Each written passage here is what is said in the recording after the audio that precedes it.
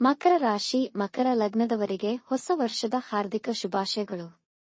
ಕಳೆದ ವರ್ಷಗಳಿಂದ ಸಾತಿಯ ಶನಿಯ ಪ್ರಭಾವದಿಂದ ತುಂಬಾ ಸಂಕಟ, ನೋವು, ಅವಮಾನ, ನಿಂದನೆಗಳನ್ನು ಅನುಭವಿಸಿದ್ದೀರಿ. ಒಂದು ಹಂತಕ್ಕೆ ಈ ರೀತಿಯ ಬದುಕು ಅವಶ್ಯಕವೇ ಅನ್ನುವಷ್ಟು. ಆದರೆ ಈ ವರ್ಷ ರಾಹು ಕೇತುವಿನ ಶುಭಫಲದೊಂದಿಗೆ ಮೇ ತಿಂಗಳಿನಿಂದ ಗುರು 5ನೇ ಮನೆಯ ಪ್ರವೇಶ ನಿಮಗೆ ಅದೃಷ್ಟ ಯೋಗ ತರುತ್ತಿದೆ. 3.5 ವರ್ಷಗಳ ನಂತರ ಗುರುಬಲ ಪ್ರಾಪ್ತಿಯಾಗುತ್ತಿದೆ. ಗುರು ತುಂಬಾ ಒಳಿತನ್ನು ತರಲಿದ್ದಾರೆ. ಇದು ಆನಂದದಾಯಕ ಮತ್ತು ಆರೋಗ್ಯದಾಯಕ ಸಂಚಾರವಾಗಿರುತ್ತದೆ. 4ನೇ ಮನೆಯ ಗುರುವು ನಿಮಗೆ ಶಿಕ್ಷಣದ ನಿರೀಕ್ಷೆಗಳು ಆಶಾದಾಯಕವಾಗಿರುವುದಿಲ್ಲ. ಇದು ನಿಮಗೆ ಏಕಾಗ್ರತೆಯ ಕೊರತೆ ಮತ್ತು ಅಧ್ಯಯನದಲ್ಲಿ ಸಮಸ್ಯೆಗಳನ್ನು ನೀಡಬಹುದು. ನೀವು ಗಮನವನ್ನು ಕೇಂದ್ರೀಕರಿಸಬೇಕು ಮತ್ತು ಅಧ್ಯಯನಗಳ ಮೇಲೆ ಹೆಚ್ಚಿನ ಪ್ರಯತ್ನಗಳನ್ನು ಮಾಡಬೇಕಾಗಬಹುದು.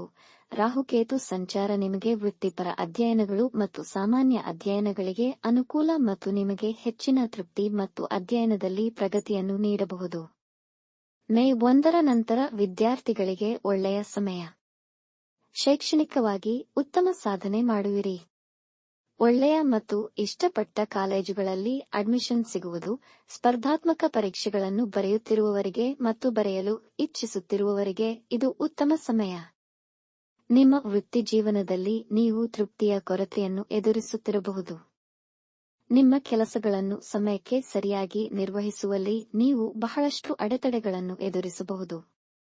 ನಿಮ್ಮ ವೃತ್ತಿ ಜೀವನಕ್ಕೆ ಸಂಬಂಧಿಸಿದಂತೆ ಪ್ರಮುಖ ನಿರ್ಧಾರಗಳನ್ನು ತೆಗೆದುಕೊಳ್ಳುವುದರಿಂದ ದೂರವಿರಬೇಕು. ಮೇ 2024ರಿಂದ ಗುರುವು 5ನೇ ಮನೆಯಲ್ಲಿ ನಿಮಗೆ ಲಕ್ಷ್ಮಿಯೋಗವನ್ನು ನೀಡಲಿದ್ದಾರೆ. ಇದು ಯಶಸ್ಸು, ಸ್ಥಿರತೆಯೊಂದಿಗೆ ವೃತ್ತಿ ಜೀವನದಲ್ಲಿ ಸಮೃದ್ಧಿಯನ್ನು ಸೂಚಿಸುತ್ತದೆ. ನಿಮಗೆ ಹೊಸ ಉದ್ಯೋಗಾವಕಾಶಗಳು, ಆನ್-ಸೈಟ್ ಅವಕಾಶಗಳು, ಒಳ್ಳೆಯ ಸ್ಥಾನಮಾನ, ಹೆಚ್ಚಿನ ವೇತನ ಹಾಗೂ ಒಳ್ಳೆಯ ಕೆಲಸಗಳು ದೊರೆಯುತ್ತದೆ. ಒಳ್ಳೆಯ ಉದ್ಯೋಗಾವಕಾಶ ದೊರೆತು ವಿದೇಶಕ್ಕೆ ಹೋಗಿ ನೆಲೆಸುವಿರಿ. ಈ ಅವಧಿಯಲ್ಲಿ ನೀವು ಒಂದಕ್ಕಿಂತ ಹೆಚ್ಚು ವ್ಯಾಪಾರ ಮಾಡಬಹುದು. ಪಾಲುದಾರಿಕೆ ವ್ಯವಹಾರ ಮತ್ತು ವಂಶಪಾರಂಪರ್ಯವಾಗಿ ನಡೆಸಿಕೊಂಡು ಬಂದ ವ್ಯಾಪಾರ ವ್ಯವಹಾರಗಳು ಲಾಭದಾಯಕವಾಗಿರುತ್ತದೆ. ಈ ವರ್ಷ ಕೃಷಿಕರು ಹೆಚ್ಚಿನ ಆದಾಯವನ್ನು ಕಾಣುವರು. ನೀವು ಸಾಲಬಾಧೆಯಿಂದ ಮುಕ್ತರಾಗುವಿರಿ. ಚಿನ್ನಾಭರಣ ಖರೀದಿ ಮತ್ತು ಅಡವಿಟ್ಟ ಚಿನ್ನವನ್ನು ಬಿಡಿಸಿಕೊಳ್ಳುವ ಯೋಗ ಬರುವುದು. ರಾಜಕೀಯ, ಸಿನಿಮಾ ಹಾಗೂ ಎಲ್ಲಾ ರಂಗದವರಿಗೂ ಪ್ರಗತಿ ಉಂಟಾಗುವುದು. ಮಹಿಳೆಯರು ಉತ್ತಮ ಸಾಧನೆ ಮಾಡುವರು. ಕಾಂಟ್ರಾಕ್ಟ್ ಉದ್ದಿಮೆಯವರಿಗೆ ಪರ್ಮನೆಂಟ್ ಆಗುವ ಸಾಧ್ಯತೆ. ಈ ಹಿಂದೆ ನೀವು ಕಳೆದುಕೊಂಡ ಹಣ ಮರಳಿ ಬರುವುದು. ವರ್ಷದ ಮೊದಲಾರ್ಧವು ನಿಮ್ಮ ಹಣದ ಪ್ರಗತಿಗೆ ಉತ್ತಮವಾಗಿರುವುದಿಲ್ಲ. ಈ ವರ್ಷದ ಆರಂಭದಲ್ಲಿ ನಿಮ್ಮ ಗಳಿಕೆ ಮಧ್ಯಮ ಮತ್ತು ಉಳಿತಾಯದ ಸಾಮರ್ಥ್ಯವು ಕಡಿಮೆಯಾಗಬಹುದು. ಕಾನೂನು ಸಮಸ್ಯೆ ಮತ್ತು ಹೆಚ್ಚಿನ ಹಣದ ಸಮಸ್ಯೆಗಳನ್ನು ನೀಡಬಹುದು. ನಿಮ್ಮ ಕುಟುಂಬಕ್ಕಾಗಿ ಹೆಚ್ಚು ಹಣ ವ್ಯಯವಾಗುವುದು. ಈ ಕಾರಣದಿಂದಾಗಿ ನೀವು ಸಾಲಕ್ಕೆ ಒಳಗಾಗಬಹುದು. ಇದು ಹಣಕಾಸಿನ ವಿಷಯದಲ್ಲಿ ನಿಮ್ಮ ಜೀವನ ಶೈಲಿಯ ಮೇಲೆ ಹೆಚ್ಚುವರಿ ಒತ್ತಡವನ್ನು ಉಂಟುಮಾಡುತ್ತದೆ. ಮೇ ನಂತರ 5ನೇ ಮನೆಯಲ್ಲಿ ಗುರುವಿನಿಂದ ನಿಮ್ಮ ಹಣಕಾಸಿನ ಭವಿಷ್ಯ, ಉಳಿತಾಯ ಸಾಮರ್ಥ್ಯ ಇತ್ಯಾದಿಗಳು ಹೆಚ್ಚುವುದು. ಮೇ ನಂತರ ಷೇರುಗಳಲ್ಲಿ ಹೂಡಿಕೆ ಮಾಡಲು ಪ್ರಯತ್ನಿಸಬಹುದು ಮತ್ತು ಗಣನೀಯವಾಗಿ ಹೆಚ್ಚಿನ ಲಾಭವನ್ನು ಪಡೆಯಬಹುದು. ಕುಟುಂಬ ಜೀವನವು ಮೇ ತಿಂಗಳ ಮೊದಲು ಸಮಸ್ಯೆಗಳಿಂದ ಕೂಡಿರುತ್ತದೆ. ಆಸ್ತಿ ಮತ್ತು ಇತರ ಕಾನೂನು ವಿಷಯಗಳಿಗೆ ಸಂಬಂಧಿಸಿದಂತೆ ಕುಟುಂಬದ ಸದಸ್ಯರೊಂದಿಗಿನ ಸಂಬಂಧಗಳ ಮೇಲೆ ಪರಿಣಾಮ ಬೀರಬಹುದು. ಹಾಗಾಗಿ ಸಾಮರಸ್ಯ ಕಡಿಮೆಯಾಗುವುದು ಮತ್ತು ಕುಟುಂಬದಲ್ಲಿ ವಾದಗಳನ್ನು ಪ್ರಚೋದಿಸಬಹುದು. ಮೇ ನಂತರ 5ನೇ ಮನೆಯಲ್ಲಿ ಗುರುವಿನ ಸ್ಥಾನದಿಂದಾಗಿ ಕುಟುಂಬದಲ್ಲಿ ಮಂಗಳಕರ ಸಂದರ್ಭಗಳು ಮತ್ತು ಸಂತೋಷ ನೆಲೆಯಾಗುತ್ತದೆ. ಗುರುವಿನ ಫಲದಿಂದಾಗಿ ಸಂತಾನಯೋಗ ಕೂಡಿಬರುವುದು. ಸಂತಾನ ಇರುವವರಿಗೆ ಅವರ ಮಕ್ಕಳಲ್ಲಿ ಅಭಿವೃದ್ಧಿಯನ್ನು ಕಾಣುವರು. ಕಂಕಣ ಭಾಗ್ಯ ಕೂಡಿಬರುವುದು. ಆಸ್ತಿಗಳ ಕಲಹ ಇತ್ಯರ್ಥವಾಗುತ್ತದೆ.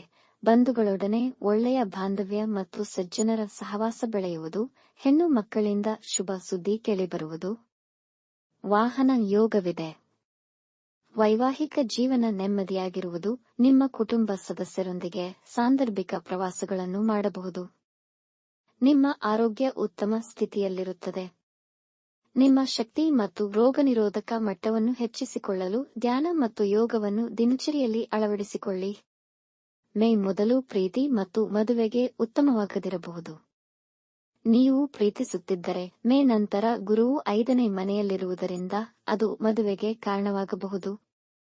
5ನೇ ಮನೆಯಲ್ಲಿ ಗುರುವಿನ ಸ್ಥಾನದಿಂದಾಗಿ ಮದುವೆಗೆ ಸಂಬಂಧಿಸಿದಂತೆ ಹಾಗೂ ನಿಮ್ಮ ವೈಯಕ್ತಿಕ ಜೀವನಕ್ಕೆ ಸಂಬಂಧಿಸಿದಂತೆ ಯಾವುದೇ ಉತ್ತಮ ನಡೆಗಳನ್ನು ನೀವು ಮೇ ನಂತರ ತೆಗೆದುಕೊಳ್ಳಬಹುದು.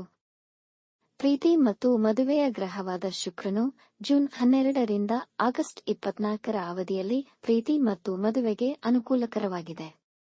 ಪರಿಹಾರ: ಹನುಮಾನ ಚಾಲೀಸ ನಿತ್ಯ ಪಠಿಸಿ. ಭಗವಂತನ ಕೃಪೆಯಿಂದ ಈ ವರ್ಷ ತಮ್ಮೆಲ್ಲರ ಜೀವನ ಸುಖಮಯವಾಗಿರಲೆಂದು ಆಶಿಸುತ್ತೇನೆ. ವೀಕ್ಷಿಸಿದ ತಮಗೆ ಧನ್ಯವಾದಗಳು. ನಿಮ್ಮ ಅಭಿಪ್ರಾಯ ಮತ್ತು ಅನಿಸಿಕೆಗಳನ್ನು ಕಮೆಂಟ್ ಮೂಲಕ ತಿಳಿಸಿ. ಮಾಹಿತಿ ಇಷ್ಟವಾಗಿದ್ದಲ್ಲಿ ಚಾನಲ್ಗೆ ಸಬ್ಸ್ಕ್ರೈಬ್ ಮಾಡಿ, ಶೇರ್ ಮಾಡಿ, ತಪ್ಪದೇ ಬೆಲ್ ಐಕಾನ್ ಪ್ರೆಸ್ ಮಾಡಿ.